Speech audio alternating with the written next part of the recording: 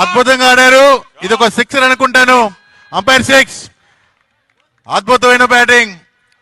Doctor గారు ఒకసారి మీరు బ్యాట్ లేపండి. బ్యాట్ లేపాల్సింది. జాగ్రత్తగా ఆడాలి. ఎంతసేపు అంతసేపు ఆడొచ్చు. ఇప్పుడు మేము బయట రమ్మని చెప్పాం. జాగ్రత్తగా ఆడాలి. స్కోర్ ని పెంచాలి. ఈసారి పెర్ఫార్మెన్స్ బద్దలైపోద్ది. Wonderful shot. వదిలేశాడు. I love you darling.